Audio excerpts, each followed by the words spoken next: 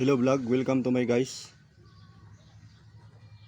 Meron po tayong pinapalimusan na sa kaibigan ko po ito. Tinutulungan ko lang po.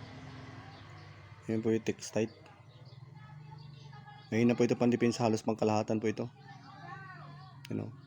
Mainam sa hanap buhay, mainam din ito sa hanap buhay. Tawagan nito tae ng tae baga ng langit o tae ng kulog. Tae ng lupa. Hindi ko lang ganong yung tawag dito sa Bisaya eh. Pero mainam po ito. Mainam pumutang itong mutya na ito. Sobrang tigas po niyan. Lagari ko nga ito hindi matalban ito, daulasan lagari. Pag manais nyo po, PM na lang po kayo.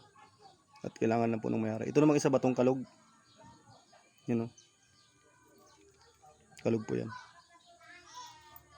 May inang pangdipinsa. Paglalakbay, maganda po ito paglalakbay. Alugin nyo lang po ito. Alugin nyo lang po siya. Pag hindi po siya umalog, huwag po kayong tumuloy. Kasi baka may mangyari po, magpalipas po kayo ng ilang oras. Tapos pag inalog nyo siya, magit kayo ng swerte para swerte. Kasi yung iba takot dito kasi sabi malas daw eh. Pero hindi po, baliktaran po yun. O pwede kayo mag-wish dito. Pag alog nyo, mag-wish kayo kung anong gusto nyo mangyari. Swerte. Ano ba gusto nyo? Swerte, swerte. Sabihin nyo swerte. Yan po. Patong kalog po yan. Ito Textite. Ito maganda. Pangkalahatang depensa to.